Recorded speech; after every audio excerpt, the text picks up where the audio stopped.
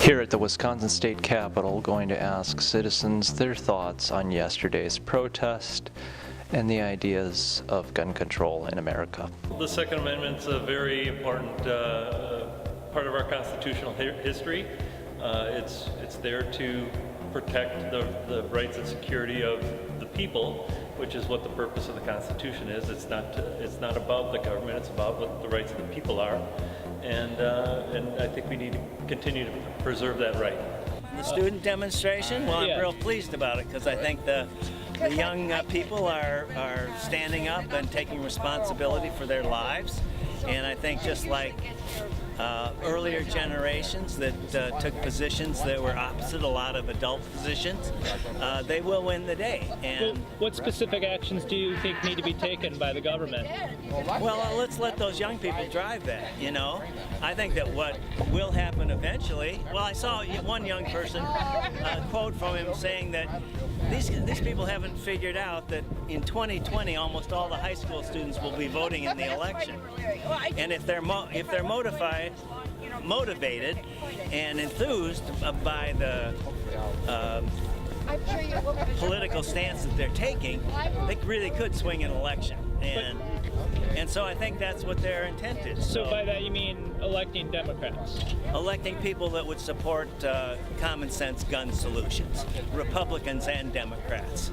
So I think people have to come to grips with whether or not they want to support somebody's right to shoot an AR-15 at a target range versus the safety of the children in the schools.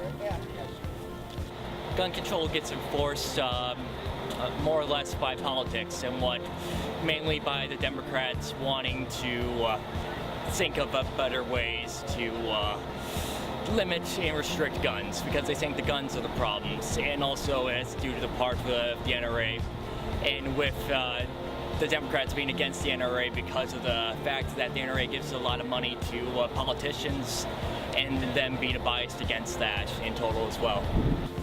So how do you ban AR-15s then? Just like you do with machine guns. You just say they're illegal, turn them in. Just like the war on drugs?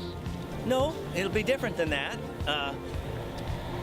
Drugs are, you know, something rather elusive, but an AR-15 is a singular weapon, and I think that by banning them, you can get people to turn them in. Maybe you do a buyback if people really needed them money that badly or something. We know that people that own these guns own many, many guns, so it's not like they'll be out of weapons. But how do You don't buy an AR-15 for your first weapon, typically. It's not the gun. It's not the guns to be worried about. It's more or less the people that have the guns to be worried about. And that's my thoughts and opinions on it. Is there any legislation you'd like to see passed? Honestly, I can't say anything specific, but yeah, I'd like to see something be done about it. To enforce a law like that, won't it require officers with guns to then go and take those guns? No, I think well-meaning citizens, law-abiding gun owners will return their weapons, and I don't think it'll take police to do that. I think at a certain point you'd say you can no longer have them in your possession. You make it, give them plenty of time to talk about themselves, amongst themselves, whether or not they want to contest this with an armed rebellion, but I don't think they will. How is gun control enforced?